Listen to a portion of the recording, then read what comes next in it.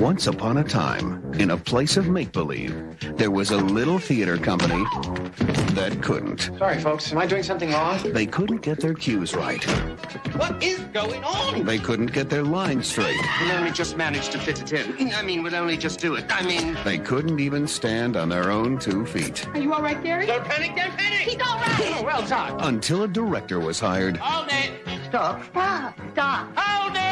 to take control. God said hold it! He started with the basics. We know you've worked over in London in some very classy places where they let you make the play up as you go along. But we don't want that kind of thing here, love. Developed their talent. Would it perhaps be better if I came on a little earlier? Right, only a little sooner, a shade earlier, like yesterday. Nurtured their creativity. Let me just say one thing. No. Could I ask another dumb question? No. And guided their every move. Don't fall down, Tim. We may not be insured. Now, if he can only get them to Broadway in one piece. I'm starting to know what God felt like. And what did he feel like? Very pleased he'd taken his Valium. They just might have a happy ending. It's like the band playing on as the Titanic sank. Touchstone Pictures and Amblin Entertainment present a Peter Bogdanavich picture. Is it a party? Noises Off. I've worked with a lot of directors, but I've never met one who was so totally and absolutely, I don't know. Beautifully put, Gary.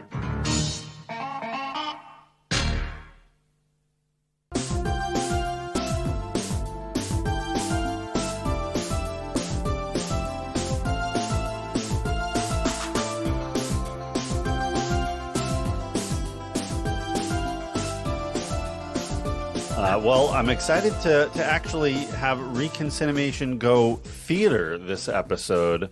Welcome to a brand new episode of ReconCinemation. I'm John Diner. I'm David Munchak. I'm Brent Hutchins. And this is the podcast that takes a look back at some of our favorite films from the 70s, 80s, and 90s. And yes, it's yet another special episode. I feel like I say it every time, but it's true. Returning from our last episode, it's guest co-host Joe Cetta. Hey, I haven't slept yet. Thanks for having me. You've been He's up been for up weeks since the waiting. last record. I have. I'm wired. So Well, I don't know look if you good. saw recently. Woody Harrelson hosted Saturday Night Live, became a member of the Five Timers Club, and you know what this is? This is my 5th ReconCinemation. We Hey.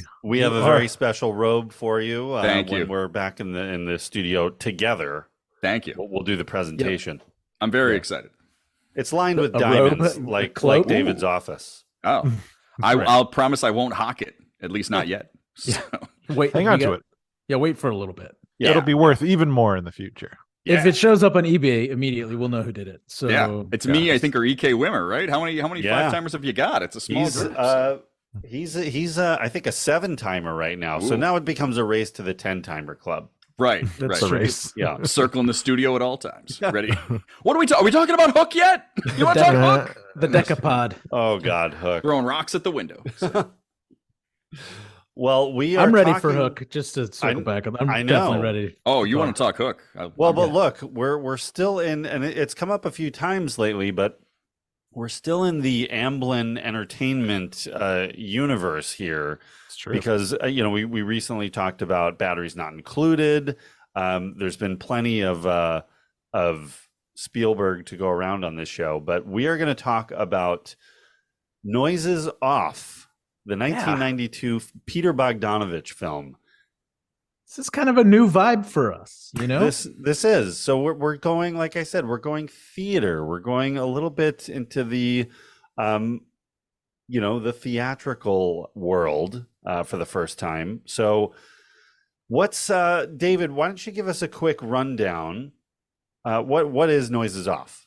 Noises Off is a farcical that's the word. farcical story about a band of like a theater group building a show to eventually get onto Broadway, and we watch them at very specific periods where they are rehearsing, and we see the kind of zaniness of their relationships in the front of the stage, the back of the stage, and then when they finally arrive in New York. And it is a wacky farcical That's how you that's the proper pronunciation. Let's put it in the book. farcical Submit it. so yeah, and it's just sort of a a zany kind of madcap story. I think we call those theater groups. I think we call them troops. Ooh, Yeah, but I don't know if they're a cool. troupe though. Would you call it a troupe, Joe? Because like they brought together for this one show. Like Yeah, I guess they're Yeah, a one-time troupe. They're I a guess a one-time troupe. Yeah. traveling theater troupe. Yeah, I mean, we I guess see they them do go- travel a little bit, so I guess you could kind of classify it that way. Yeah. Yeah, that's what you do with those productions, right? You try them out in other cities. You kind of work out the book and work it out in these and build the buzz across America, and with the hope that you get to New York. And Yeah, The big time. that you'll stage it there. So you work out all the kinks in front of all the dummies across small town America until you get to the elite audiences of NYC. Now, compare and contrast this with another film about theater, Waiting for Guffman. It's almost the same. It's almost the same. It's very similar. Yeah. Oddly similar, but from a different perspective. It's a good little companion piece, though. It If you were is, going to yeah. buy a double feature, those would be probably the two. Yeah, I would concur. that's all improvised, right? Guffman, more or less. Yeah, it's Yeah, in the, well, the that's all Christopher the- Guest. Yeah. Yeah. The So, Christopher Guest world, that's like 90% improv. But there's so many movies about making movies. There's not a ton of movies about putting together theater, right? No, there really isn't. Not a No. ton. I mean, it's an old world style thing that let's put on a show, but usually that's like putting on a musical in a barn, right? Like it's not it's White Christmas, it's not quite the same thing. Summer stock type stuff. Yeah, there's been a lot of, and we'll get into it in a second, but a lot of movies made from plays, but not a lot of movies about plays or about Not theater. really. Like there's the one that jumps in my memory is, I think, Richard III with Al Pacino and Alec Baldwin. Oh yeah. Very- That's very- interesting. Putting it on? They're actually putting the production on. Yeah. I think they're like playing. I mean, I haven't seen it in forever, but I think they're playing themselves, and it's about that. I think that I saw it when that was what, the late 90s or the early 2000s. The late 90s, one of the best time periods in the history of time. They had it going. One of the best 90s ever. Yeah. It was like 96, 97. When it comes to 17, 18, or 1990s, I like 1990s. I would take the 1990s. I'm going honestly. with the 1990s. Yeah, Can't deny it. This is pretty good. But yeah, the only other there's a lot of movies about plays, but big time like Birdman comes to mind because that's very much about putting on a play. But that's a that's a little different than focusing on the show itself. Like there's scenes, but in recent years that's probably the real theater movie. Well, but not. I mean, Noises Off is a completely different thing than that. Totally, yeah. And this type of play doesn't get made into a movie very often. Yeah, and you've had plenty of theater musicals that get turned into movies, whether but they're not. No, they don't do It's that. just not done. They don't do that. They don't do that at all. We don't talk about those here. No, I'm just kidding. I feel like every musical's been made into a movie at this point. Yeah. Basically, right? Yeah, and when plenty of movies have now become musicals, so it's gone the other way. It's all kind of over. goofy. It's true. Yeah. What would be the first big one, Joe? Is it like The Lion King? Like We actually covered this on the first season of It Happened One Year. In 1994. I mean, there were movie adaptations into plays before this, but the first big one was Beauty and the Beast. That was in 94. Okay. And then from then on it became like Disney's thing, but then everybody started like, well, let's turn it into a musical. Let's do it. And that's how you ended up with, Spider-Man needs to be a musical. So many things. Like it was just like we need to, so big spectacle. Didn't they and, make it a go for musical? Yeah. Yeah. Spider-Man Turn off the dark. Yeah. Wow. Yeah. So many Produced by people George died. Santos. Oh, that's right. George Santos was in it. Yeah. Oh, that's right. Yeah. Or was he? Well, Who's to say? not taking George at his word, it's the thing to do. I tend to give everyone the benefit of the doubt. So Okay, we'll give Santos a pass. let's say Santos. Yeah, he was. It's fine. So speaking of theater, I think everyone must have some kind of relationship with the theater, whether they're just a viewer or a participant. What about you guys? Joe, we'll start with you. Have you been in the theater world?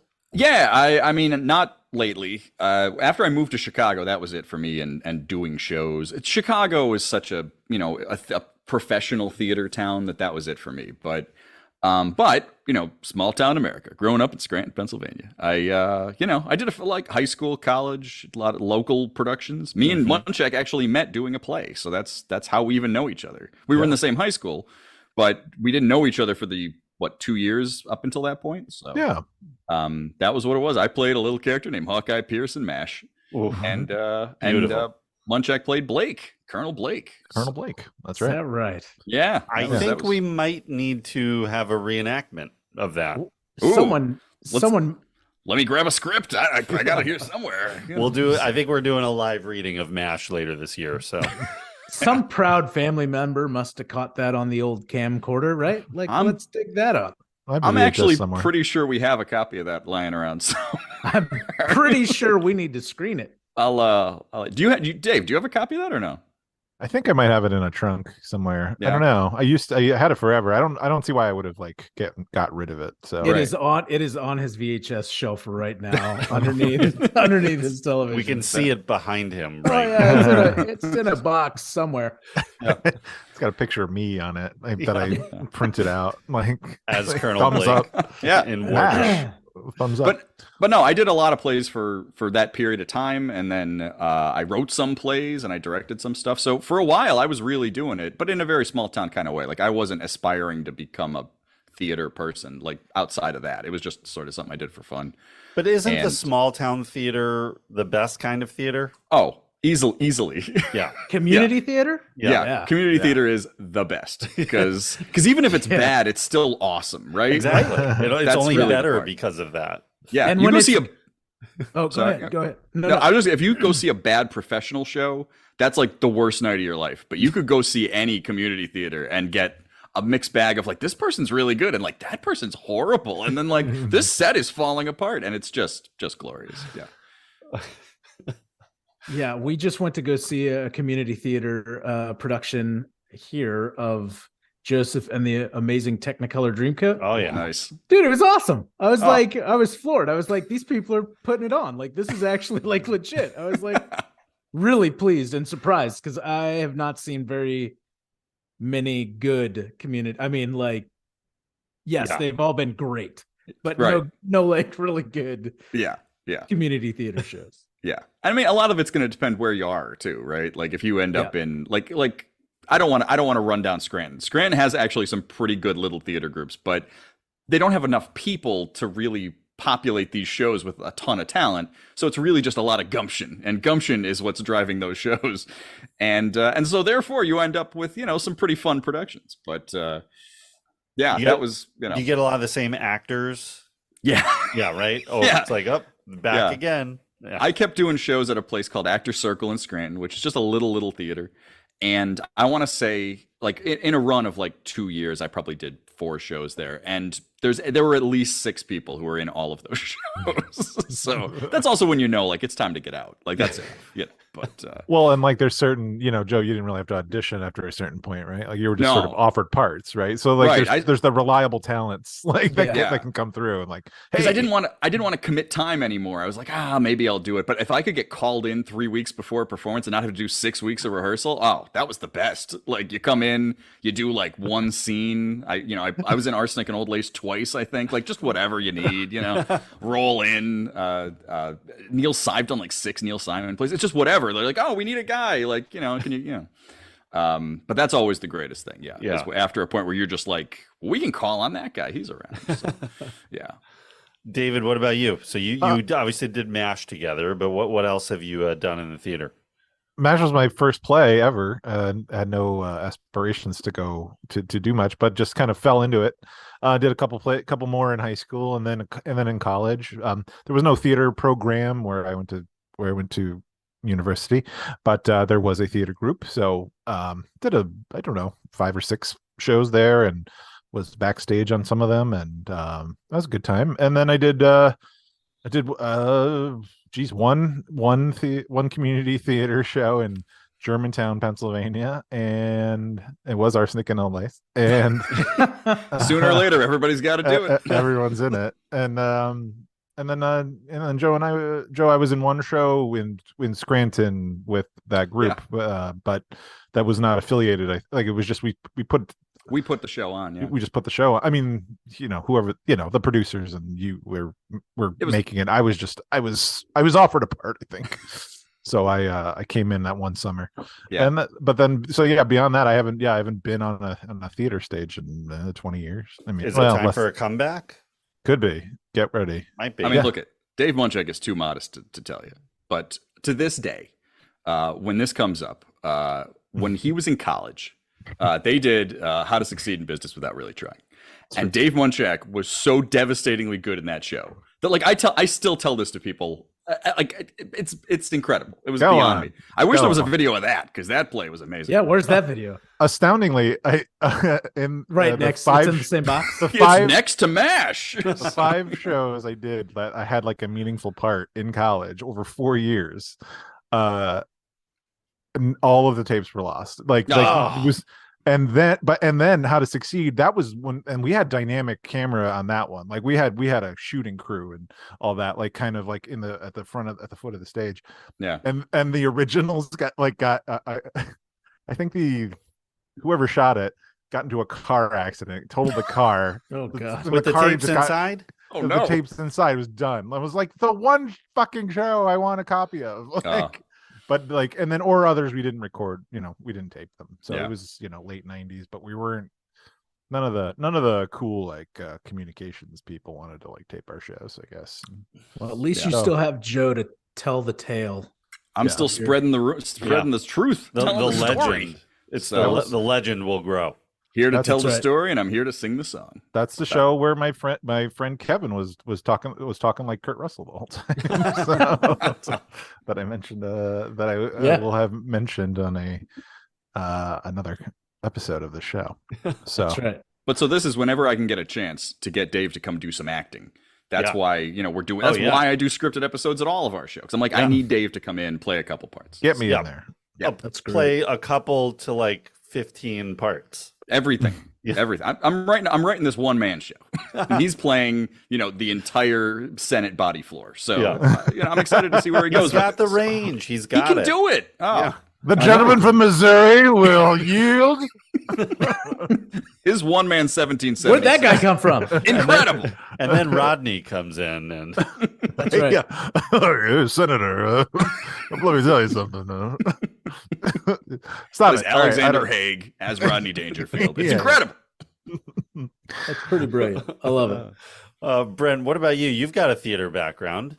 I mean, I did theater in high school, proud member of Troop 0241. Yeah, ooh. I'm a lettered thespian. I had a high school Letterman's jacket because I was in theater. Oh, nice. Wow, Letterman's jacket. So who did you play in Arsenic and Old Lace? I was, amazingly enough, I somehow missed that one. But he played Arsenic. Oh, that's the role to have. Yeah.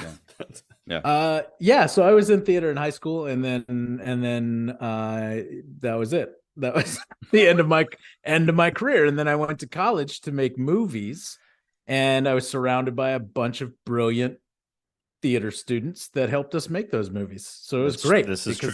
They had all the chops, and John and I would just be in the background where we have the better face for behind the camera. Yeah.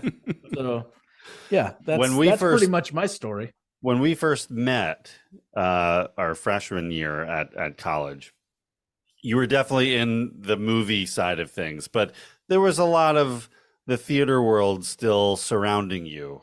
Oh yeah, they're still pulling at me. I was singing a lot in the car. A lot of Rent. Singing a lot of Rent. Gosh, we all know Rent here, guys. Come on.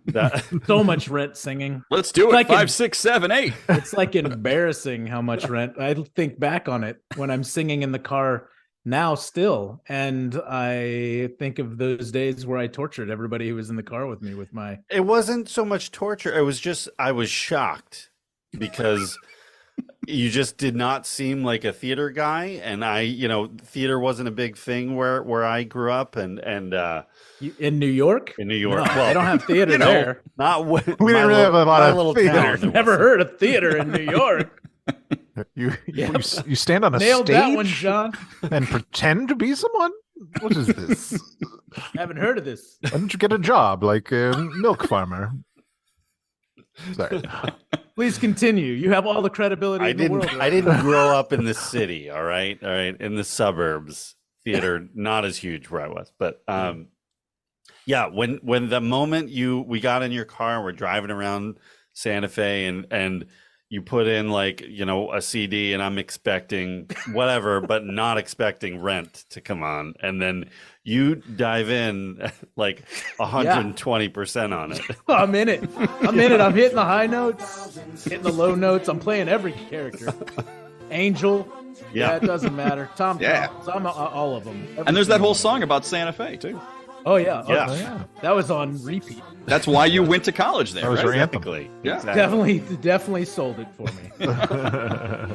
Yeah, man, I was obsessed with that music. I just seen it like a year earlier on Broadway, like with the original Broadway cast. And it was nice. It was a huge, it was like a super popular Oh yeah, huge show. Rent was And that senior year, I was in varsity choir as well, and so like it was just like everybody obsessed with it, and I had not been away from school long enough yet to realize how ridiculous it was to sing in your car in front of people you didn't know. A whole 2-disc recording of the original. Those drives from Albuquerque to Santa Fe were real long sometimes. Just taking the long route all the time. But the funny thing was like, so this was all our film, film department friends. Like our school was mostly, for the most part, was divided into film at one end of campus and the theater all the way at the opposite end of campus. And it was like, the Sharks and the Jets. But and then there was the art department and music, and there was one medical school student. Yeah, one student. Hey, Medical school. What are you doing here? Yeah. So we did, theater did become a big part of our college life because half of our friends were in the theater and we're always seeing shows and, whatever shows that they were doing. They would do what, like 2 a semester or something? Something like that. Yeah. I should ask my wife since she was there for all that, but she was there. Well, they did, but even more than that was the like kind of the improv group that they would, I forget what we called them at the time. There was a few different ones. Yeah. I remember the high school one that I was in, but anyway, they would perform that like what, once or twice as well. Yeah. Yeah. There was a bunch of smaller comedy groups and smaller theatrical performances in the smaller theater. But go ahead, David. No, I was going to say so your exposure came to like you ran with that crowd of like your movie crowd, but then you had your theater friends, and then would you go to like their theater parties? Like, would you go to the big party after the show? Absolutely. Yep. Yeah. 100%. Because I'll say like the Saturday. Oh, go ahead. I was going to say I'd typically just throw a big party for everybody. Yeah, just bring all your friends. That's come on over. Well, the school only had like 1,000 people, so like. And that at less than that on campus. So it wasn't hard to throw a party where you saw a lot of the same people from felt very small town. Yeah. Gotcha. Well, I was gonna say like the Saturday Night Live, like Lin-Manuel Miranda Crucible cast party sketch where it's a musical sketch. That's like anyone who did high school theater absolutely understands every beat of that song and that sketch, and it's so perfect, and it's very and I mean tons of people do plays in high school and only, so they might have like a little some like idea of it, but I mean it's very relatable. I think I don't know, Joe, what do you think?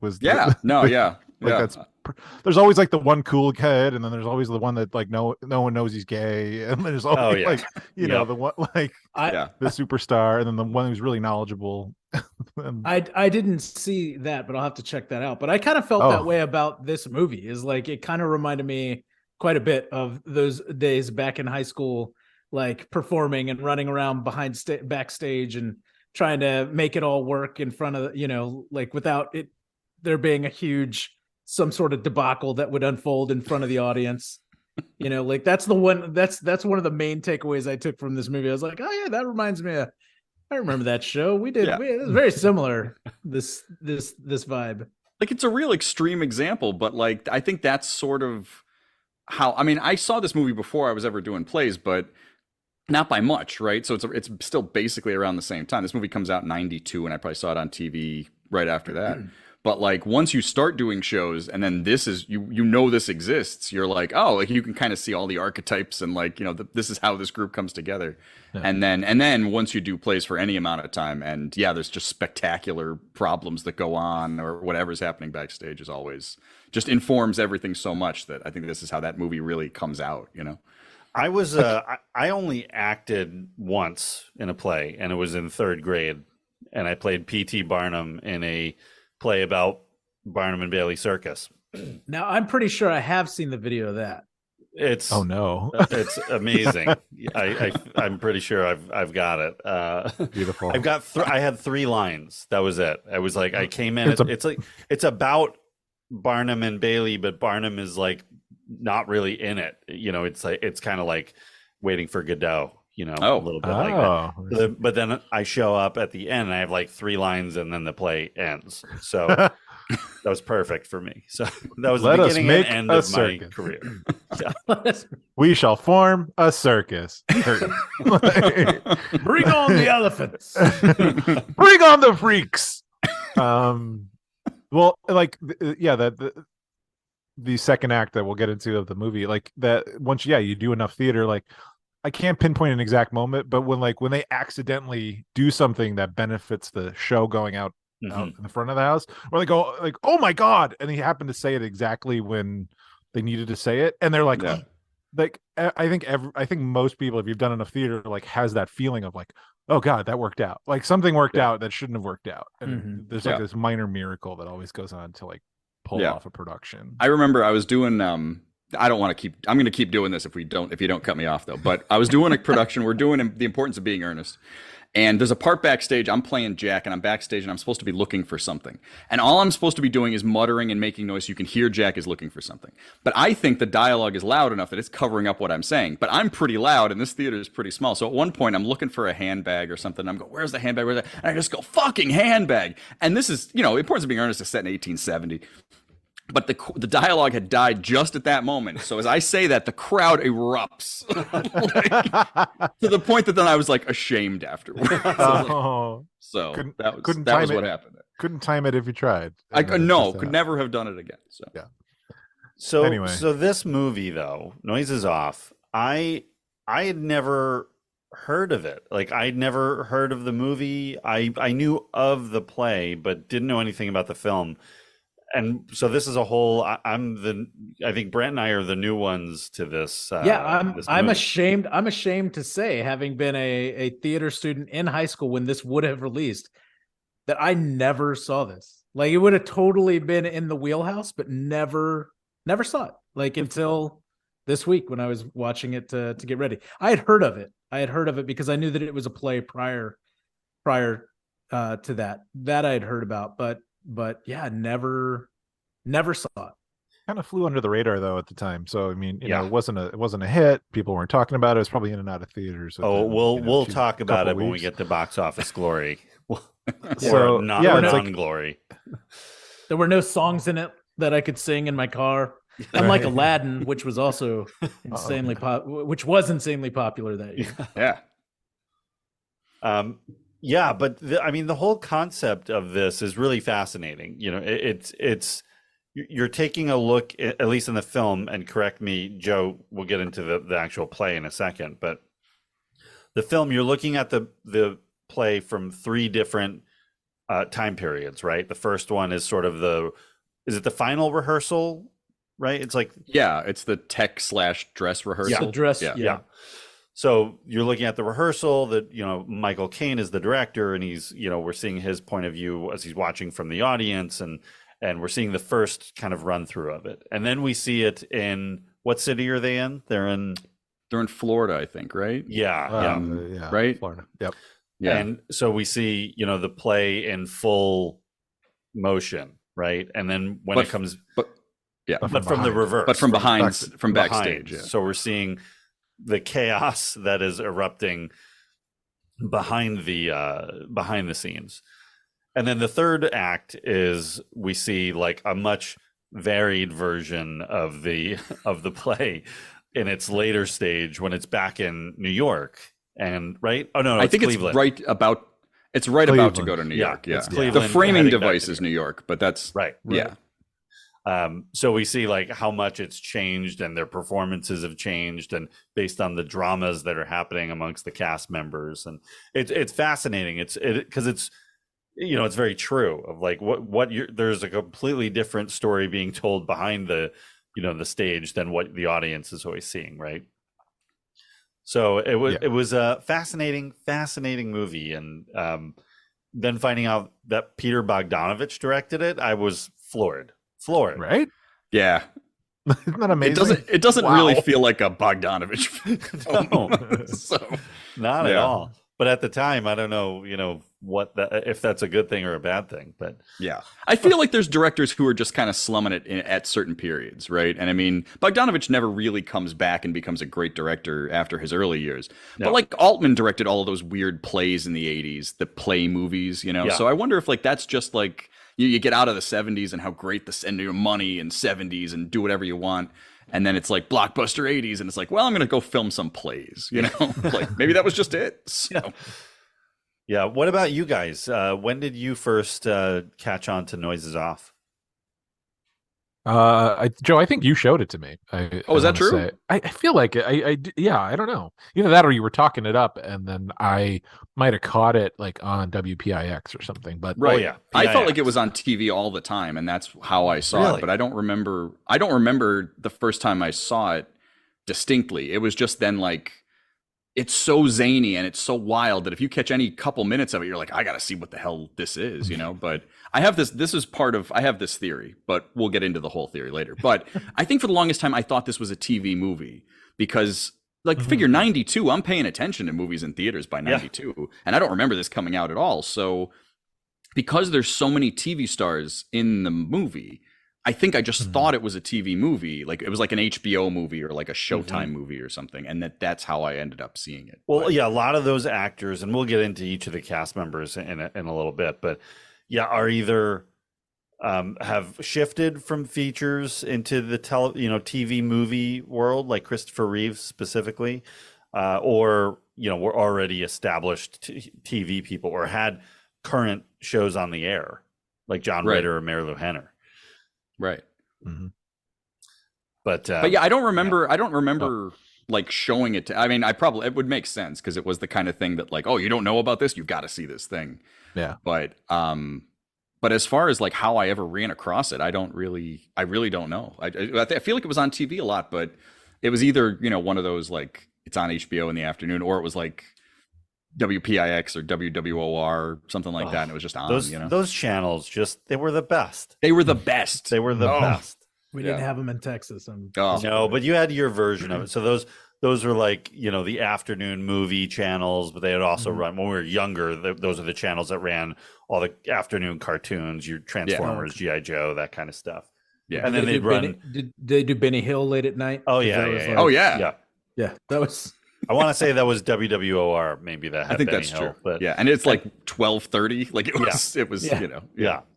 WWOR ran Mets games and WPAX ran Yankees games, but that was like the tri-state area channel. Yeah. So yeah, and then if you're lucky, you could get WGN from Chicago. And you get Cubs games. Forget about it. That's right. Right.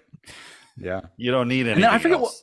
What was there was a Philadelphia channel. This is boring for everybody, but remember there was a Philadelphia channel. No, they love this stuff. They love this stuff. This is what people come from. Yeah. Yep. David, the Philadelphia version was also great. David and I once went through the channel listings. Like what? What was your channel 2? What was your channel 3? Oh yeah. We spent a good 25 minutes on that. I think we've done that conversation like 3 different times. It's the most downloaded. It's the most downloaded episode we have. It's my favorite conversation to have. What's your channel? Yeah. What was on your 15? Third episode of the podcast. Talking about local cable television. channels. All right, well, hot start. Let's talk a little bit about the play itself that originated the film. It's written in 1982 by Michael Frayn, who's a British playwright. Joe, what do you know about the play? I feel like you're going to have the knowledge here. Yeah, so I went back and read the play itself, and as you can imagine, if you've seen you've all seen play scripts. Play scripts aren't super long; it's just a lot of dialogue. Noises Off is a really big script because there's so many things that you would need to know to pick up a script and put this show on, right? And so I read the Noises Off script just because I was curious what was actually in there, and it's almost the same, right? Like the movie, the plot, the dialogue is such this intricate little clockwork thing that you need everything to fit where it does. So they couldn't really change much in putting it on. The only real difference is with the play, they do in the movie, they add the framing device where Michael Caine's character Lloyd is doing this narration basically to drag you along. But yeah, the play, it's set in England. It was a British farce, so all of that is different. There's a lot of British references in it. You know, it's not like they're working to get to Broadway. They're just working to get the show on the road. I don't even know if there's really references to taking it to the West End, like if the goal is to get it to London. I feel like in the play, it's very much just kind of like we're putting on this touring show and it's just kind of to make money. Like it's just play. But the script is really interesting because the script comes with the program. Essentially, if you put the show on, you should use the program for the play they're putting on. And so that gives you all of this oddball backstory to all the characters, which I think is actually kind of neat. I don't know if I guess this would go here. This is kind of what this is. But so in the program of the script, the play itself is called Nothing On. So I think it's just the play is called Nothing On and the movie's called Noises Off. The overall, the play in the play, right? Mm-hmm. And so the thing with the Nothing On script, it's got a bunch of fun production notes this would all just be published in the playbill essentially. And so there's like what company is providing the sardines. It's sardines or by sardine services. You know, it's just basic stuff. Yeah. And a lot of sardine talk in this. There's a lot of sardines. Yeah. There's a reference. There's the company that provides Brooks contact lenses because there's so much with her contact lenses. So I think it's just kind of a cute little thing to throw in so that if you're going to the show and you read this ahead of time, you're like, oh, it's kind of neat, you know. But one of the things that I think actually it doesn't change things, but it puts a different color on part of the plot. Now this is really nuts and bolts Noises Off stuff here, but like again, because the show, the original play isn't like we're working to take the show to Broadway. It's sort of like needs to explain why it exists a little bit. And so there's references in the movie to Dottie Has Money in the play, right? The Carol Burnett's character is like half producing this show. Mm-hmm. So what you learn in the bios for Nothing On is that she's this big TV star who's been on a show called On the Zebras for like a decade. And her character on that is called Mrs. Hackett. And her character in Nothing On is Mrs. Clackett. So this whole thing is kind of just a ripoff of her TV character in a way. And they're just trying to build on that notoriety, right?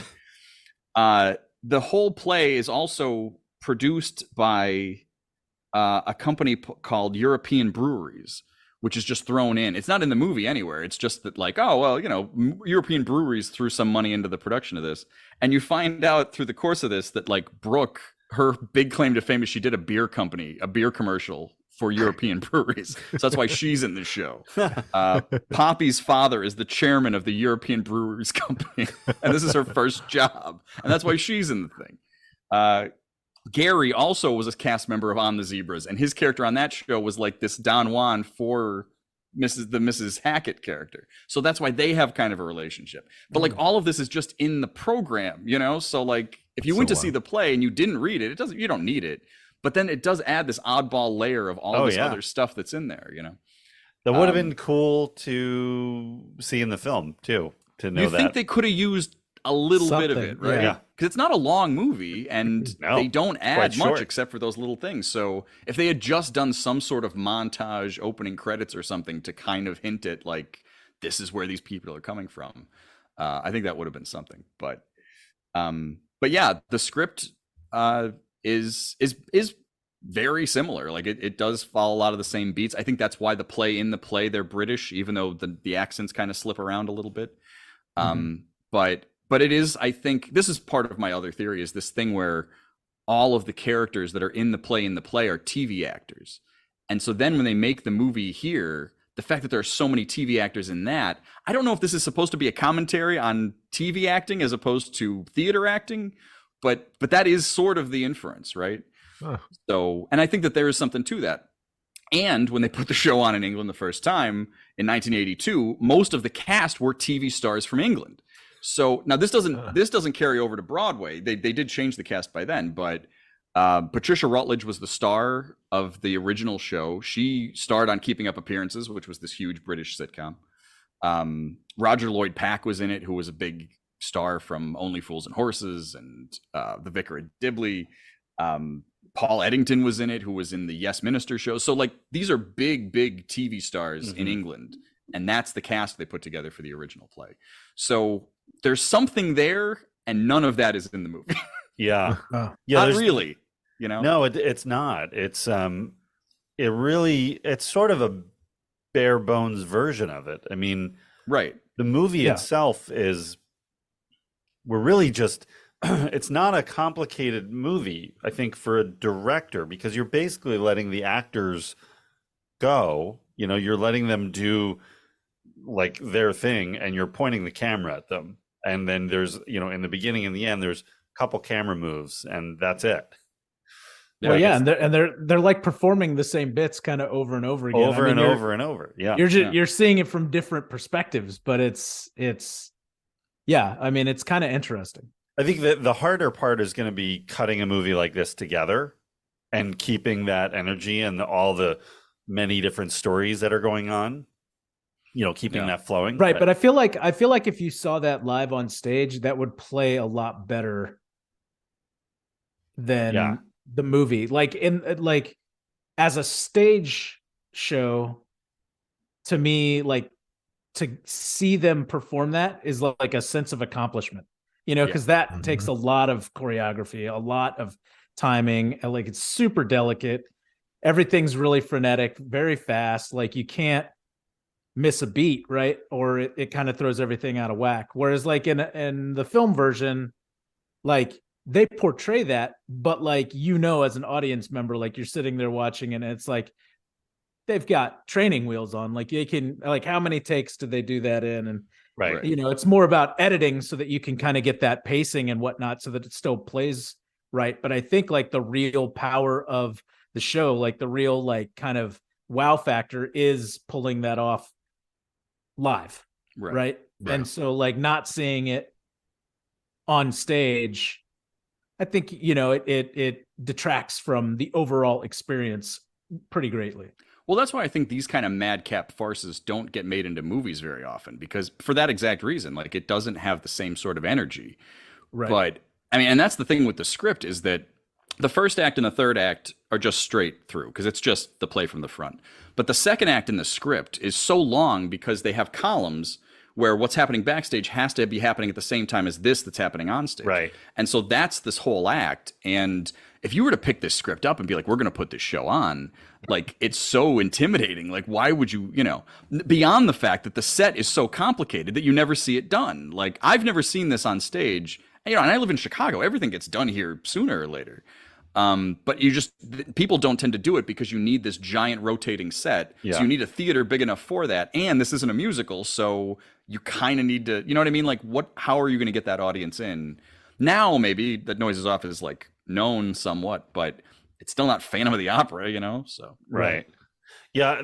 Going back to the second act, it's really interesting watching the movie. If you listen, you see like everything's just kind of going off the rails, right? A bit from behind the scenes, that there's all this personal stuff going on between everybody. Everyone's got issues with each other, and they're starting to screw up the timing of what's happening on stage.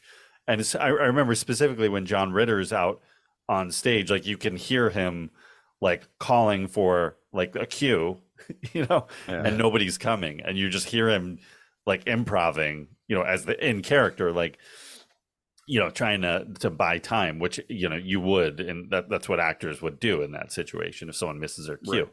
But it's so fascinating. There's a lot of little intricacies and detail work in those performances in the movie. I mean, I think all of their performances were fantastic in the movie, and I'm sure I now I really want to see it, as a play. But I'd love to see this as a play.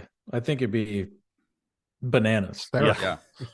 Yeah. Well, I think that was one thing we lost from the pandemic, is that they were finally doing it somewhere in the suburbs, and we were going to go, but it was literally like it was literally like late March or something, or late April of 2020, and so we had tickets, and then they canceled everything. So that's the only time I ever got close. I've never seen it. So. That second act is such a dance in the backstage that it does lose something that you'd really have to get, because it's like the bottle, for instance, the bottle that keeps traveling back and forth and all that, like to do that so smoothly, because seeing that live would be amazing, right? Because it's just constantly moving between all these things while all these antics are going on. You'd have to shoot it so precisely so that the audience can really travel with the bottle, and I think it's done. It's done more or less fine, but you do start to lose track of what are all the things you need to keep track of that are going on. Because it's just a movie. Like you couldn't, you'd have to spend a few more weeks shooting that backstage stuff to really find a way to take the audience through the traveling for each shot, right? It's just it's so madcap and wild, but it's you can sustain your attention to it, but it's it certainly loses something as a movie. I feel like if they were going to make it now, I'd like to see it all done in one shot. Do if there's a way to fluidly just follow it. To match that choreography if you were seeing it live. I think that would be your best bet at being able to try and capture that. It's and I mean, what did you guys I was gonna say, what did you guys think of the first act, where it's just really it's all actors being actors, and actor stereotypes and all of that, and I was cackling, I was just cackling the whole time. You're getting your bearings with everybody, right? You're seeing, because there's two stories. There's the play, and then there's the storyline with all the actors behind the scenes. So you're learning the dual relationships that everybody has. Right. So I mean, the first act is super important. It's the first time you're seeing it, and you learn okay, this is what everyone's timing is supposed to be, and this is what everyone's if it goes well, where they should be and when they should be doing it. And we see that all go off the rails in the other acts. But well, I mean, even during if we're talking about, when you say the first act, we're talking about the rehearsal. The rehearsal, it's off the rails already. I mean, Michael Caine's the only one in there, trying to beat into everybody what the point of the whole deal is, you know? Yeah. And it's doors and sardines or whatever his line is, it's and so, but everybody else has no idea what they're supposed to be doing. Yeah. They seem completely clueless. I mean, the cast is, it's pretty funny. When we were watching it, my wife said, this is a play about doors. That's it. It's all doors. The door slamming farce. That's it. Yeah.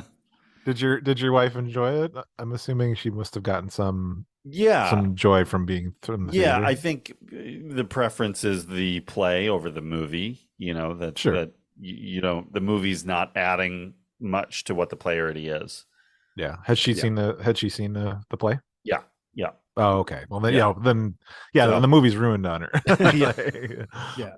But that's okay. Yeah. I mean, the big thing for me in watching the movie was just really enjoying all of these actors' performances, because they've all got a lot to do. And maybe is now the time we should go down this amazing cast? I think it is. We should, right? We should, because it is amazing. And seeing them again reminded me how I missed some of them quite a bit. Yeah. To see John Ritter again, and see Christopher Reeve. Yeah. I mean, and there was a lot of almost and as far as casting goes. Peter Bogdanavich offered the Dottie role originally to Audrey Hepburn. Wow. I think, I mean, she's a legend as far as being an actress, but I think Carol Burnett's actually the better choice. I think so. Yeah. I mean, Clearly. Yeah. Also, I think by that point, Audrey Hepburn was almost dead, so I don't know how effective she would have been in her later years doing Audrey that Hepburn, sort of comedy. 10, maybe 15 years prior, maybe, but yeah. Annie Potts was actually originally was cast to play Belinda Blair, and I think she got in a car accident and was recast. That's Mary Lou Henner. John Gielgud was going to play Selsden, was offered the role of Selsden. I think he turned it down. Selsden. Where's Selsden? And then a couple of these guys have worked together already. Michael Caine and Christopher Reeve were in another play turned into a film in Death Trap. And Michael Caine and Denholm Elliott were in the movie Alfie together. So a lot of intermingling here. But Carol Burnett, I mean, she's awesome. Yeah. She's always a joy. I loved her. I loved her show. Like, she's had multiple comedy variety shows, right? And I loved her shows growing up, and like her just everything she brings is her timing is just beautiful. Like, and she is very theatrical, right? It's very stagey the way she is. But I mean, she obviously she can act, and she does fine on and TV and movies and whatever. But like, just to play a bigger than life character, like, that's exactly who you need. Like, she's exactly perfectly Dottie, right? Yeah, right. That's the perfect casting. Has she just always looked exactly the same? Yeah. Like, when was the Carol Burnett show? Because she looked exactly the same. Like, she still looks exactly the same. The Carol Burnett show, I think, started like 23 years or something before this. Like, it was way before. It's like, what? It was like the late 60s into the early 70s, I think. And that was with Tim Conway and Harvey Korman. Oh, that was great. Show, great. It's crazy. Yeah. And the Carol Burnett show still holds up. Like, it's way over the top for a variety show, but it's still really funny. Yeah. Oh yeah. Because they write these like they write like these just like these really strong premise like sketches and just commit so hard to them. Yeah. And that cast was so unbelievably good. Like that they just made each other funnier. And then she had another one. Oh, Tim Conway's great. But like, and I think Carol Burnett had another show in the 80s. I think another sketch show. Right? Yeah, there was. I think she's had a few. There was the one closest to this was called Carol and Company, which I think only went a few years, but it was a lot of the same kind of, almost like a variety show type, that she kept trying to do. And I think as time was going on, there was not, the audiences weren't looking for that as much after the sitcoms of the 80s got popular, and so just time was changing, but she was still around. I mean, she did a couple of guest shots on Magnum PI that were stellar. But she was an old theater person from way back too, so I think that's why, tying into this, like, she was doing musicals in the 60s, I think, like Once Upon a Mattress and stuff like that. And then right around the time, I don't remember exactly the year, but right around, it would have been right after Noises Off, she was in Moon Over Buffalo, was another big stage farce show. And there's actually a really good documentary that they made about the making of that show that's called, I think, Moon Over Broadway. And it was like her and Philip Bosco, but it's like a really interesting, like, how they staged this sort of crazy play with, established, actors and stuff. So it's really something. Yeah. That's cool. Michael Caine. Michael Caine's in this movie, guys. Who had a better 1992 than Michael Caine? Oh my God. Noises Off, Muppet Christmas Carol. Boom. That's pretty good. When was Dirty Rotten Scoundrels? That was like 88, I think. Yeah. So love that. Yeah, Jaws the Revenge. Jaws 4, yeah. Perfect. Yeah. Why do I always get him confused in Jaws 4 with the dude from Effects and Cocktail? Brian Brown? Brian Brown. Yeah. They both have accents. Yeah, must be. You confused Michael Caine and Brian Brown? They have a similar late 80s only look. in Jaws 4. Yeah. Oh, okay. They kind of had a similar vibe in the late 80s, like what they were, kinds of movies they were doing. And But then, by what kind of turned Michael Caine back to like Oscar level? It was something in the late 90s, I think. Oh, he won the Oscar for Cider House Rules. Cider House Rules. That's like 99, something like that. And then he had a fallow period award-wise, but yeah, he did. Michael Caine has done so many movies for so long. He's been around forever. Yeah, I mean, Zulu, I think, is the first movie that I recall him in, and which is an amazing film, and he's so great in it. But that was like 66 or something, and he's still working now. And when he first came out, he made a ton. Like Alfie is right around then, and Jack Carter. Yeah, like he made a bunch of movies right there, and then into the 70s, he had a big career. I mean, for years, but and it kind of died down in the 80s with a couple, Dirty Rotten Scoundrels was great, and then had a late career extended comeback. So I mean, he's great here. I mean, he's so strong. I mean, he's the perfect put upon director of this zany crew. Like he just comes off as the oldest and just wisest guy, and just trying to handle it. But yeah, he's such a talent. Like he can really just play anything, right? I mean, he was nominated for Alfie, way back when, and then he won for Hannah and Her Sisters, but I think he couldn't. He was filming Jaws, and he couldn't. He couldn't accept the award. Yeah, like he had to play Hoagie in Jaws 4, so he couldn't be at the Academy Awards. Hoagie.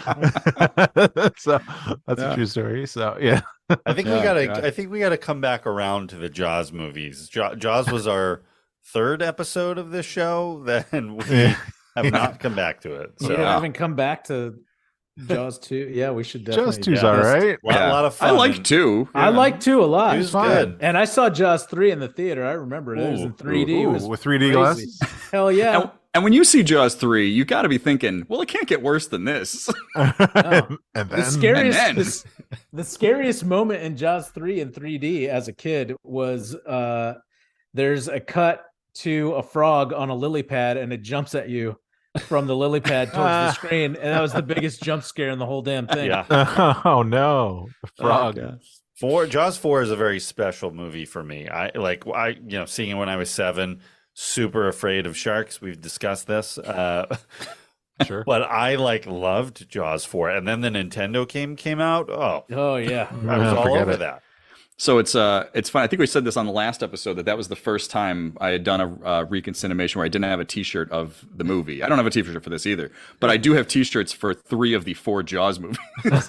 And awesome. Sarah got me one for some reason. That's my Jaws 4 shirt it's like a checkbox. It's like single checkbox, single taken, and then the third one is too busy watching Jaws: The Revenge, and that's what it is. And I was just like, why does this shirt exist? But it's for you. It exists for you. Yeah, that's it. I forgot to have a life. I was too busy watching Jaws: The Revenge. Hilarious. We've also got Denholm Elliott in the film in his final on-screen performance before he passed away in '92. So later this year. Did he pass away right after this? Or Yep. He did. So it was. It's good to have him on the show. We obviously in 2 of the Indiana Jones films was amazing, and also Trading Places, just great actor, underappreciated. Toy Soldiers, yeah. Oh, yeah. And he's great here. He's just he's kind of silly and over the top, but just great. I like that he smells. Yeah. You can I think feel that's a funny gig. You can feel how he's drunk. He's deaf, drunk, and smells. I think that's a funny gag that he smells. But it's great with when he comes on stage and he's not it's a surprise. He's terrible because he's drunk and he's kind of whatever. But then when he comes on time, he's perfect. You know, he just comes in and he's great. And that's just that character. Yeah. Yeah. We've got Julie Haggerty, who is from Airplane, and she's coming off What About Bob? Oh wow, yeah. Nice. Our favorite, Richard Dreyfuss. Yes, he is. Yes, very much so. Moon over Parador's Richard Dreyfuss. I think that's endorsed track. Is a gift. Keeps on giving. But she's got a they all, and I keep saying it, they all have challenging roles, but like she doesn't even have dialogue in the first, half of the movie. Yeah. Most of the movie, really, because in Act 2 they're not talking either, because like you wouldn't backstage, but so much said without dialogue, and that is very difficult.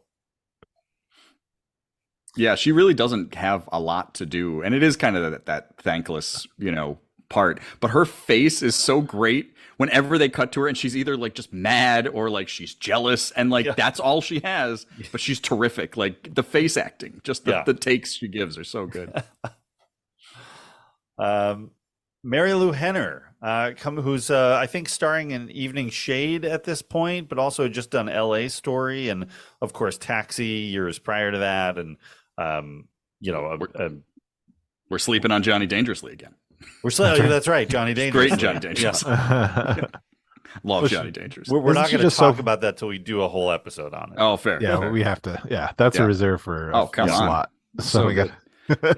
But like Mary Lou Henner, like I love her character as just the upbeat stage actress, and just what's great is like, I mean, it's a well done script, right, from the original thing, where you have to inject so much personality into each character and establish it like really quickly, and then so you can establish the dynamic. So it's like Michael Caine's the put upon guy.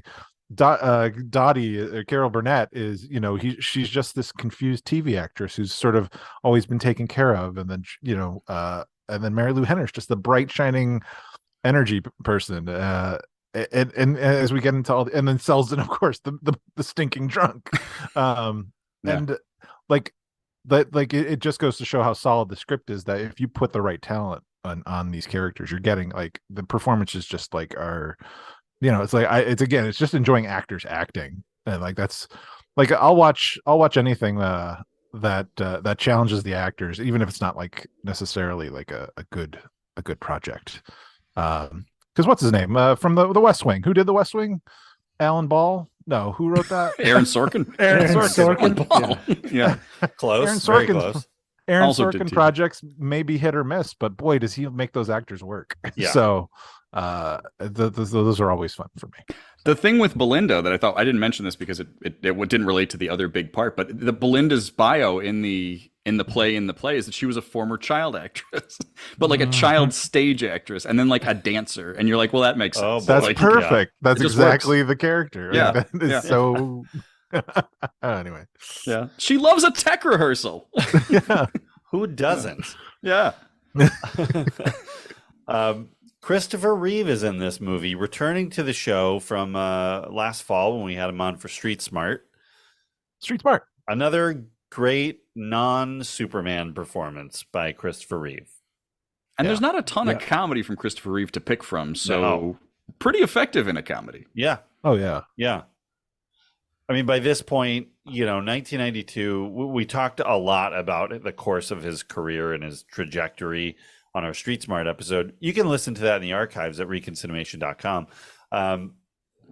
He was typecast as Superman, really struggled to find good roles outside of that were, that would really separate him from that role. And he struggled. And by this point, he's now doing a lot of TV, made for TV movies, The Great Escape 2 being one of them.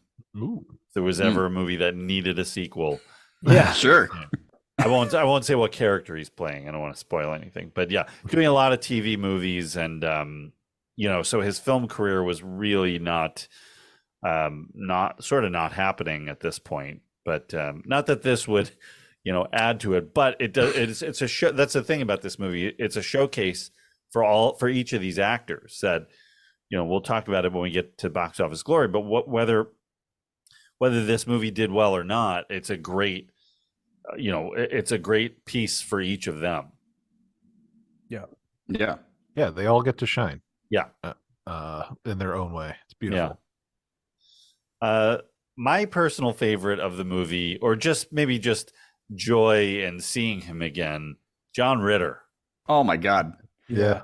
John Ritter is so good in this movie. He's so good. And I feel like he has so much to do. Like he's because I feel like he's more active than Christopher Reeve. He's more active than Mary Lou Henner.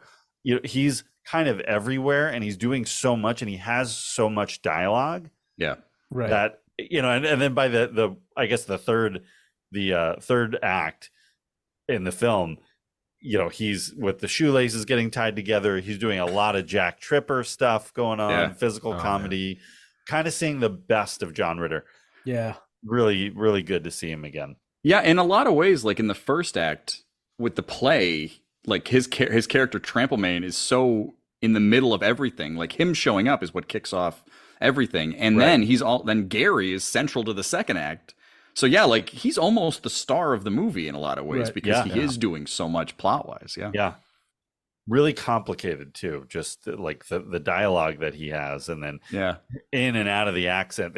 Everybody's accents are like they're so bad. They're intentionally bad. They're bad British accents. Like they're American actors all doing the British accent, but that was a little joyous part of the movie, was listening to how bad their accents could get, and Ritter's was particularly bad.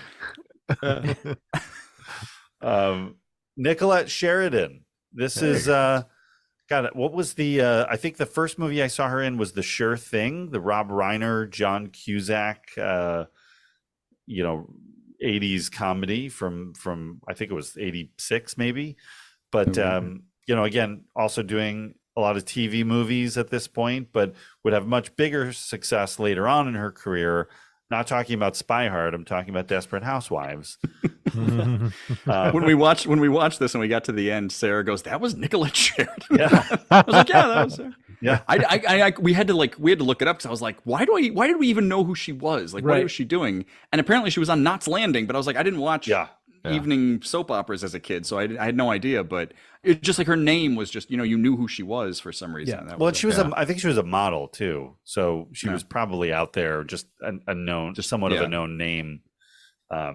It's funny. So she did Knots Landing, and now the most recent thing she's done, the Dynasty reboot, full circle. Yeah. Yeah. All right. But I'm saving the best for last because there's a special actor in this movie who I think we're all big fans of, and he is a smaller part, but he's incredible in it. And I'm talking about Mark Lynn Baker. Yeah. The great Yes, Tim. Oh, yes. The great Poor Tim. Tim Allgood, isn't that his name? Yeah, Tim Allgood. Tim Allgood. And just from like the minute he shows up and he's he's still hung up on mashing bananas. Yeah. Which is a throwaway line. Like it's just so great. He's almost a cartoon character. Like the way, because we see him in the background of so many shots. We see a lot more of him in Act 2 when we see the behind the scenes. Because what is his role? Like he's technically the prop manager. Yeah, I thought he's like a stage-hand or like assistant director or something. He's technically the company and stage manager, where Poppy is the assistant stage manager. Technically. Right. Yeah. But also will pick up a small role or be an understudy. He's also the understudy. Yeah. And so is Poppy, technically, is the understudy. Yeah, Poppy's also an understudy. Because they show in the last shot of the play, like they're standing in the background as police officers, right? Yeah. Yeah. They're the cops at the end. Yeah. It's so but bananas. He's, with this whole like love triangle thing that's going on with Michael Caine and Nicolette Sheridan, right, and Julie Haggerty. He's sent to get flowers and a bottle of booze, right, a bottle of whiskey. Yeah. And he comes back, and he's the one who ends up getting it like handed off from him, and it goes from person to person to person, and nobody knows what the intention was of those, but they're all partaking in it. The way he like runs. Like his feet are like a cartoon, like the Tasmanian devil. You see him blasting out of doors in the background and just flying around. Yeah, with that, and he's so of the time period, like the hair, the white white tennis shoes, and the oversized jacket. Perfect image. I think my favorite part for the longest time was my favorite part of the show is when backstage you hear Christopher Reeve's character falls down, and so on stage they don't know what happens, and then he comes in as Tim playing that part, and he's completely different, and he comes in saying it with that terrible accent. Final Niotis. Yeah, you can't do an English just turns and goes, "Oh my God, who are you?" Just wild. Oh, so good. Yeah, but he's the sleeper of the movie for me. I mean, every time he's on screen. And was he still on? Was Perfect Strangers still happening at this point? I think it was. I think it went to like 93. It was past its right? past its prime. Yeah. That was still going on in 93. Did you guys, let me sidetrack on Perfect Strangers for a second. So did you guys ever see, and rewind to like 2008 or 9, there was someone made like a video game of the theme song of Perfect Strangers. And it's like you're Balky and you go off flying, you're flying through the air, and as the song plays and everything the song is describing, you're like hitting that in the video game. It's a masterpiece. It's a masterpiece. If you YouTube, is this real life? No, I didn't. Were you hallucinating? Yeah, did you? If you, I'm sure you can find it on YouTube. Look up Perfect Strangers video game. It'll probably come up, but it is hilarious. So highly recommend that. Well, that's the era of like the theme song for 80s shows. Like we're just like these like weird ballads that have nothing to do with the show itself. Like, yeah. But no, I always thought Marklin Baker was really underrated. Even though like Perfect Strangers, it's an enjoyable show, but it's not an all-time great type sitcom. But he has the most, it's that thankless part, right? Like you're either opposite like a big star who's decided to come do TV or a zany, crazy character, and you've got to hold it all together. Like, one of my least favorite shows of all time is 2.5 Men. But John Cryer is doing such hard work the entire time. You've got to you got to admire him. Like he's trying so hard to keep that nothing thing going, you know? Yeah. All my negatives for 2.5 Men, none of it is a reflection of John Cryer. Exactly. Like he's holding the whole thing together. And that's the thing. It's like having to play that kind of part, you know, like Two Broke Girls isn't a great show, but like Kat Dennings shows up and she's a star. And then Beth Bears has to do all the heavy lifting the entire series, you know? And that's Marklin Baker. Like that was the same thing with Perfect Strangers. It's like, and I'm not saying Balky's not funny and he's not trying, but it's not the same thing where you have to be the straight guy kind of, but also keep a sitcom moving, you know? Like, it's just hard. Yeah. So I know we probably should have done this in the beginning, but what's the actual plot of the play? We talked about the plot of the movie. Yeah. The plot of Noises of Nothing On? Of Nothing On? Of Nothing On. Yeah. Or of Noises On? Nothing On. Sardines and Doors. Sardines and Doors. I think that so how would you sum up the play in the play? It's a little weird because it's like we never see the full thing. Yeah. You see Christopher Reeve's character owns that house, right? Like he's a playwright. He writes the plays in Spain. Yeah, but then Spain. But he's supposed to be in Spain. I'm not in Spain, dear. He's trying to avoid. He's trying to avoid the tax man, right? Yeah. I guess. But right, inland revenue. Yeah. Yeah, and then Gary, played by John Ritter, knows that he was away. That's why he brings his lover there. I forget why. Yeah, they're going to use the house, right, for like it's like a lovers. Sex comedy. Yeah. And, he's and Dottie was she the maid or the caretaker, the housekeeper? Or, yeah. But she's not supposed to be there on Wednesdays, right, or whatever. Right. So that's why everybody keeps showing up thinking no one's going to be there. Selsden's the burglar. He shows up thinking no one's going to be there. Right. Yeah. And Nicola Sheridan is his daughter. right. My little girl. And she works for Inland Revenue, which gets thrown in somewhere along the way. So that's why Gary gets all freaked out when he sees her. Yeah. And God bless Nicola Sheridan, who had to be in her undergarments the entire time, the whole movie. Like, it's yikes. Like, I'll tell you this much: the one show me and Dave Munchak did in Scranton together in person. I believe I was in my underwear for most of the second act of that show. That's true. Yeah. Whose underwear? Whose underwear was the name of that farce that we put on. It was our own farce. There is no video of that. I was gonna say, Joe, you're great. I think keep that video. You don't need to see it. So, does not exist. So. Couple people ended up. And that other dude was in his underwear. That other dude was also in his. Oh, it wasn't just me. A lot of dudes in underwear. A lot of dudes in lingerie. That guy just came to the show. He was like sitting in the audience. He's like, I want to be in my underwear. We're doing this. It's pants optional at the show. Oh yeah, that's how we did MASH too. But yeah, like, and so, but like that's the thing. Like, you only get to see the first act and then the very final like moment of the play, so you don't know what like goes on in act 2 of the play, right, and how these characters get together. But then you only get the fun flash at the end. where the Selznick character ends up with Dottie's characters, thing like that, like, and they're all having sex in the dark, and then suddenly the cops find them, like, oh no, what happened? Like, what happened? Curtain.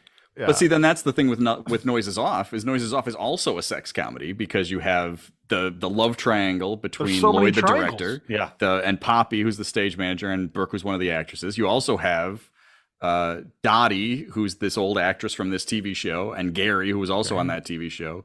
But then Gary thinks she's in love with Freddie, who's Christopher Reeve, who is just another guy in the cast, because his wife has just left him. That was this whole thing. So that's right. So it's layered sex comedy. Well, and then like and Michael Caine, I think the flowers are originally for Dottie, right? So so there's probably a there's a relationship there. Like, so so Lloyd, Michael Caine's character, he's been sleeping with like almost all the women in the cast, like at a certain point.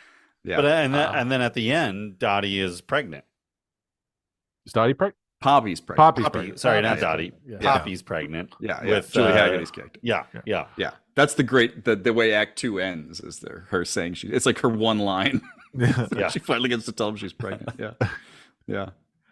But see, and that's the thing with the play, to come back to the play, is the play ends. The play's actually kind of bleak, because the movie at least has the framing where it's like he's just worried about the play and blah, blah, blah. But then it almost gives the thing a happy ending in the end, because he gets to say, like, him and Poppy are going to have this kid and they got married and blah, blah, blah. But the play ends with, let's have a nice old-fashioned plate of curtain.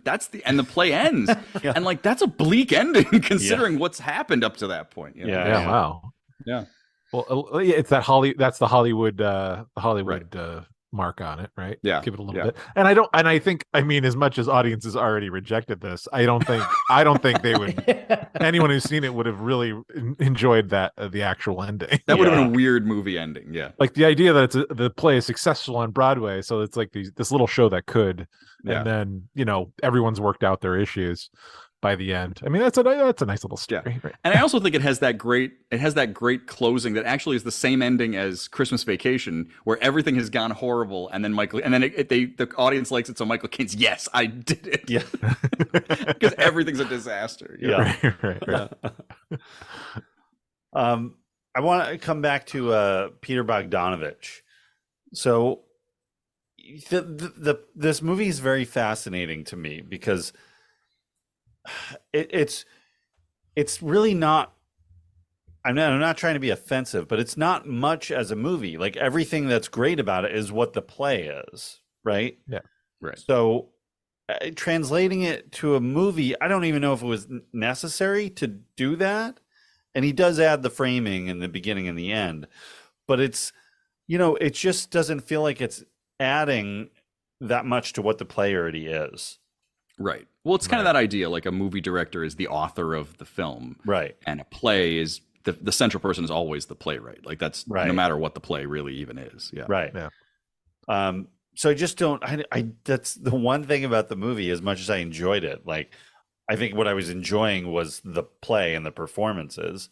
Granted, your director is going to be very involved with those performances, but I'm guessing that it's close enough to what the play actually was. It is, Bogdanavich, by this point in 92 was, was far from the high point of his career, and from Last Picture Show, and he was sort of the wonderkind of the early 70s, and had come up as a writer and studied, knew John Ford and was a great, admirer of him and Howard Hawks, and came up through that, and great success with The Last Picture Show and Paper Moon. And but then after Daisy Miller, and I think, towards the late 70s, started to kind of stumble and took, longer breaks between directing, and just could never really have that. He never really had a financial success again after that. Never really lost his street credibility, but he had a lot of misses, like every one of them was a miss. Yeah. Even, I don't know if you've seen Texasville, which is the sequel to Last Picture Show, but that is a mess of a movie. No. And very does not line up character wise with the original. And, a lot of his movies he's rejecting and he's disowning. Illegally Yours and the theatrical cut of Texasville. So he's trying to get these director's cuts released, and a lot of, it's like he sort of has to die on every hill that he's on, and it's not working. And then he's got this, which is, I think he was trying to, he had said he was trying to keep a low profile on this movie and not use his name as it's like a Peter Bogdanavich movie. It's like, nope, this is just a play that I love that I'm going to put on camera. Yeah. Yeah. He directed, so I can't remember what the name of the movie was. He directed this movie in the early 80s. It was the one with his, oh Jesus, what was his, he had his girlfriend who died. Dorothy Stratton. And so that was that movie it was with John Ritter too. And that was supposed to be a pretty good movie, but I've never seen it. But I've seen the documentary about it. And that was interesting because it was this horrible period of time. The movie was They All Laughed. They All Laughed, right? Yeah. I've never been able to track down a copy of it, so I never saw it. But a couple years ago, they showed it at the Chicago Film Festival, and Bogdanovich was there, which was weird because to show the documentary, which is weird because it's a documentary about making this movie, but then she gets killed, and he's just there in the theater, and so it was a weird, uncomfortable energy in the theater, Yeah. But he wrote a book about it. I mean, but the figured this is where, I'm not trying to excuse whatever the hell Bogdanovich's career became after the 70s, but considering he has all of these high profile relationship problems between Sybil Shepherd and then this going through what should have been a good period of his career, considering his first couple of movies are really good. Yeah. It is odd how long he sticks around. And then for me, he's most identified with The Sopranos. I mean, don't get me started.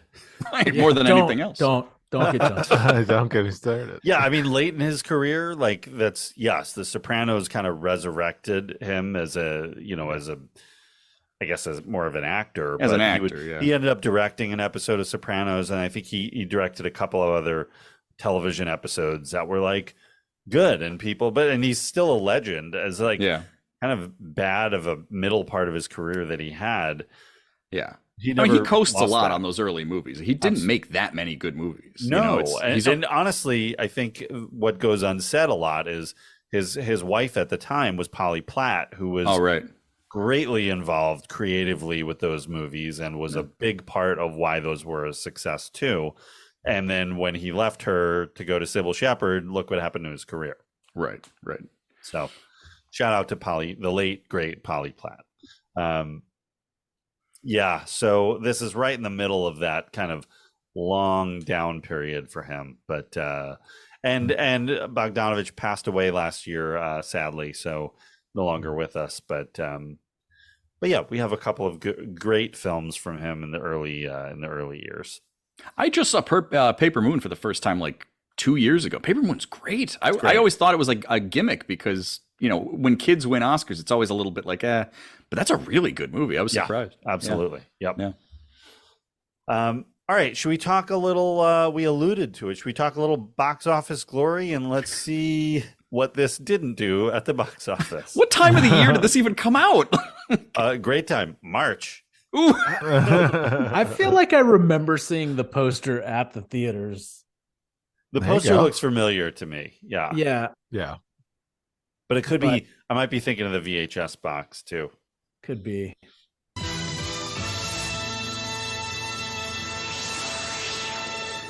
All right. So the Noises Off opens March 20th, 1992. It had a $12 million budget. I think a lot of that went to the cast at the time, and probably the one set. The one set?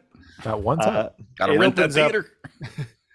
Let's see. It opened up against Basic Instinct was the only other new release. Same crowd. Same audience. Yep. Paul Verhoeven classic. Noises Off does not even make $1 million that weekend. Does not crack the top 10, which was dominated by Basic Instinct, Wayne's World, and My Cousin Vinny. Ouch. It had a grand total domestic run of $2.2 million. Wow. So not a lot to speak of box office wise. It is not in the top 100 of 1992. So it is a quiet film. It does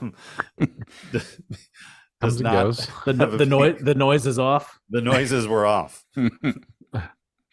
Oh boy.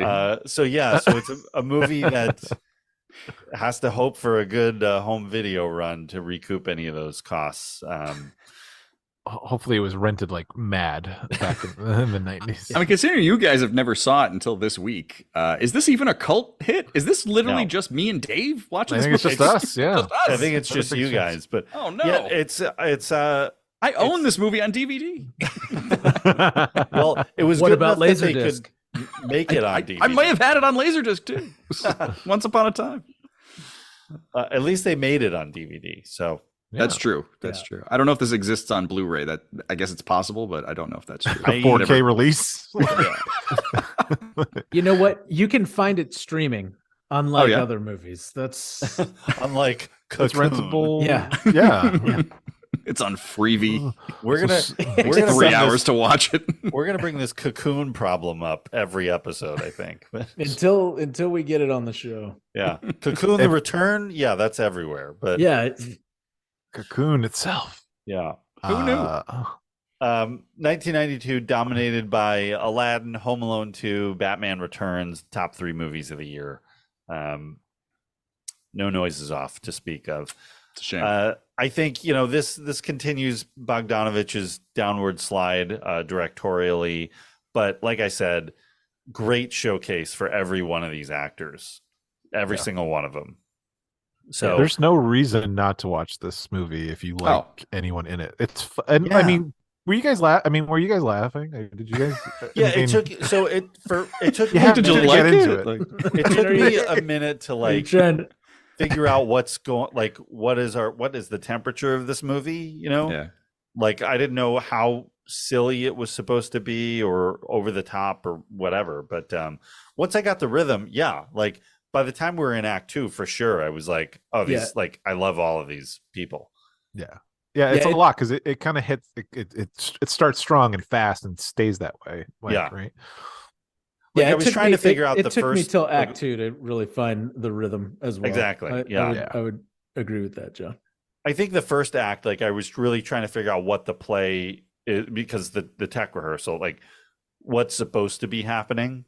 Oh yeah. I was trying to compute that, and then by the time act 2 comes around, I'm in. But if you like any of these actors, you got to watch it. It's such great performances from all of them, and at least 3 of them are no longer with us, right? With Denholm Elliott, Christopher Reeve, and John Ritter. Yeah. Ritter, who had a stellar 92, also releasing Stay Tuned. Hey. And I think Problem Child too. So very busy. Man. Very busy. Getting work. Yeah. But this is great, Ritter. Yeah, I'd say anybody who was a theater student or did a play at any time in their life would enjoy this movie. Yeah, for sure. So I was thinking about this because we were saying about plays that get made into movies, and I don't have a problem with real stagey movies. It depends. It's a sliding scale, I suppose. But when you get down to it, 12 Angry Men. 12 Angry Men's a great movie, but again, it's all script, right? Mm-hmm. And it all takes place in one room, and it's it's so intense, and and there's a lot of there's a lot of camera going on there. It's not just not like Noises Off, where it's kind of like, let's just point it at the stage. But I don't know how that sits with other people, honestly, because it's kind of like, because I did shows and things like that, you know, there's certain things you can admire about watching filmed plays or even lightly adapted type plays. So, like, I don't know, where would you put this with like plays made into movies, considering so little has actually changed to make it more theatrical or whatever, or more cinematic? I would say, I don't know. I would probably put it, I mean, just off the top of my head, I'm thinking like 12 Angry Men, Glengarry Glen Ross, Streetcar Named Desire, you know, like those kinds of movies.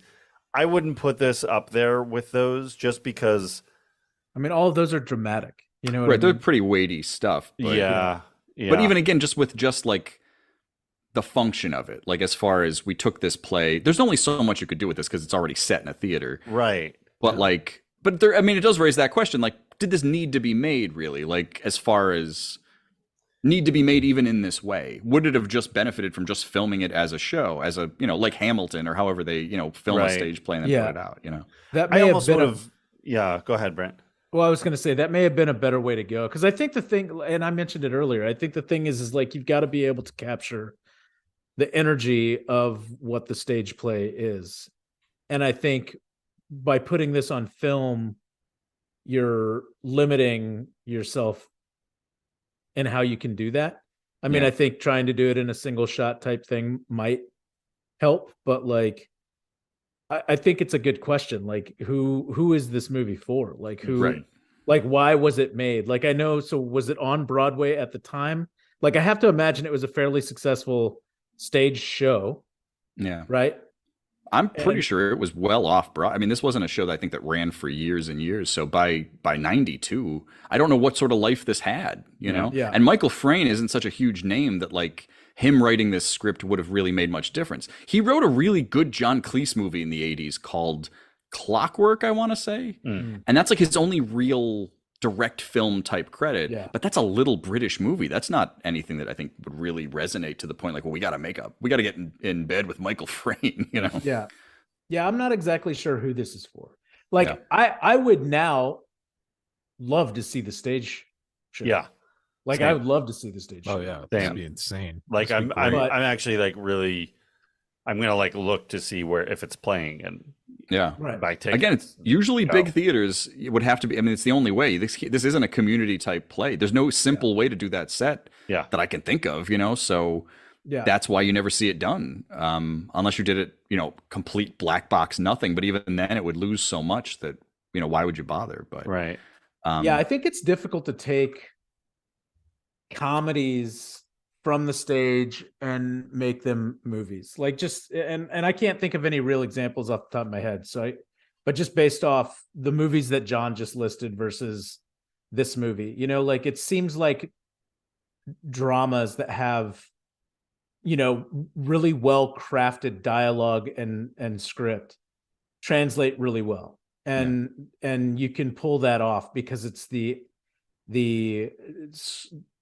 dialogue and the acting are compelling enough to keep you engaged. Whereas like with these comedies, part of the enjoyment is the energy that is happening on stage, but also the energy that the audience is feeding into it as they get, you know, engaged with the performance. And so you don't get that when you're watching something like this at home. That being said, it's still fun. Yeah. It's still good, but I just don't think it's like nearly as good as if you were to go see it live. I think the reason to watch the movie is the performance of the actors. If you like those actors, watch the movie. If you don't like those actors, stay away from this movie. Stop listening to our podcast and never come back. No. You got a problem with Marklin Baker? Never. Yeah. And I mean, I'm saying this as someone who loves this movie, but I love it for kind of what it is, but I recognize that it's almost not a movie. Like it really is this other type of thing. And that's what I said kind of before, was that this sort of play doesn't get made into a movie. Like there's a lot of zany, you know, no sex please we're British type plays that are just crazy theatrical door slamming things that don't translate. It just doesn't work that way, you know? Like Neil Simon is probably the best thing to look at because so many Neil Simon movies were made into movies. Neil Simon plays were made into movies. And some of them are great. Odd Couple's great. Like there's a couple really good ones, but there's also a lot of really bad ones because it is that timing thing. It is that where's the energy? And then if the actors are just, you know, dealing with the crew and they don't have that kind of, you know, feedback, things get lost. Yeah. So. Well, and with I mean, the Odd Couple, right? That's Walter Matthau and Jack Lemmon. Like, you know, I mean, high level. Bringing out the all-stars. Yeah, you're bringing in like two of the like best at the craft, you know. Right. To do that. Well, like Barefoot in the Park, you got Robert Redford and Jane Fonda, like the ones with big time, you know, big caliber stuff. But you know, there's a lot of other examples, just Neil Simon movies that didn't translate, even though it's basically the same type of Neil Simon jokes, same sort of plots, you know. Well, I had a really good time looking back at this. I didn't know what to expect going into it. I was going off your guys' word that all right, well, I'll check this out. Never heard of it, but I'm really glad I did. It was especially Mark Lynn-Baker, you know, just seeing the legend at work again. Oh, good. Was a real treat. So, is this your first ReconCinemation where you're just seeing the movie for the first time? I third, right? think, yeah, it's probably like our third. There's been a couple that was a first time watch for me. Like One False Move was a first time watch, and At Close Range, and yeah, it happens for me more often than it does for John. But yeah, I got usually a first timer. The lineup this year. I wasn't going to say it. Well, the lineup this year is a little obscure, so there's definitely going to be some ones that I'll have seen, and everyone else it'll be a first time watch. So we'll see how that works out. But fun, not the next show. No. We'll plug that in a second. But I had a great time looking at this, and if you guys have other, you know, theater related films, let's throw them in the mix here. What do you got, Dave? Dave's standard response. So MASH was a book, and then the book was made into a play, and then also into a movie. Yeah, but they don't have the same dialogue because they weren't adapted in the same way. Right. So MASH would be great. MASH is on the list anyway. So yeah. I never knew that it was a play. I knew it was a movie. Yeah. My parents had the movie as I was a kid growing up. Yeah, the movie and the play have the same plot basically, because they're both based on the book, but they don't have the same dialogue. The Altman movie is so different. There's no way it would be, but and then otherwise it's like musicals. Oklahoma, you know, Sound of Music. So, but I'm just glad we touched the theater just a little bit. Just a little bit, yeah. You know, after all these silly movies we've been doing. We'll have to do it again. And but next episode I'm very excited for. We're pairing up with a new release, a release of a sequel, right? It's a sequel. It's a sequel reboot? Of the reboot, right? Right. It's a sequel reboot. Well, we're going to look at the best of the best. We're going to look at Evil Dead 2. Oh, you're announcing episode. I'm doing it again. You are announcing it. Wow, this is new. Yeah. Well, we got to tease. You got to tease the audience. Build anticipation. So, yeah. I really thought you were going with Jack the Bear and Cocaine Bear. I didn't know what was happening. I didn't know which way was up. I'm dying to see Cocaine Bear. Can't wait. Me too. I can't wait. Yeah, that looks fun. But so everybody stay tuned for that and check us out on social media. We're at ReconCinemation Podcast on Twitter and Instagram. Check out our archives at ReconCinemation.com. Drop us a 5-star rating and a review. It really helps the show. Check out some of our friends. E.K. Wimmer, thank you for the theme song. And check out his podcast, Laser Graves. Curtis Moore, thank you for the poster. And Joe, tell us what's happening on It Happened One Year, your podcast. Well, so we're still wrapping up season 2, but as we speak, the finale of our big 5-part Visitors to Nova Scotia series is coming out, and it's a fun and frolicking look at the UFO sighting in Shag Harbor, Nova Scotia, October 4th, 1967. And we're wrapping that up. And season 2 is barreling towards the end. So we're going to be announcing a season 3 year fairly soon. I believe the last episode of season 2 will be our 100th episode. And that's where we're then going to take some Congrats. We're getting there. Yeah. It's a big deal. 100 episodes. That's a big long time to hang in there. Yeah, I'm hoping to get Obama to come sit down. I don't think it's going to work. The request is in. So, Sarah, big fan. Thanks for having me. Yeah. Barry, are you here? If I could, I might just have to get Dave to come in and do celebrity voices. Look, it's my favorite podcast. That is not a Barack Obama impression. I swore he was here in the studio. He just walked in. You're close. You're close. Just work on it a little bit, but you got it. I've never done them before, so Well, yeah, you can't just pick it up. Cold turkey. Throwing people at you to see what you can do. Benjamin Netanyahu, go! All right, guys. Rodney, you're back. That's my Ben. That's my Benny.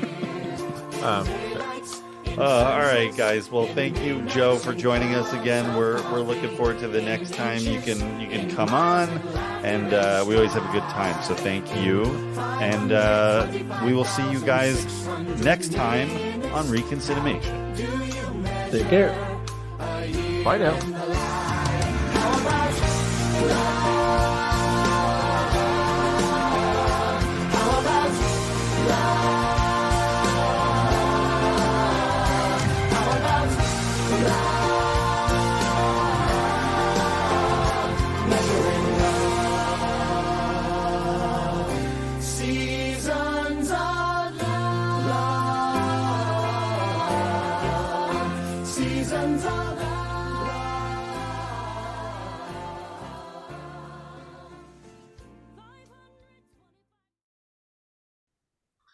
Once more as Obama. No, get out of here.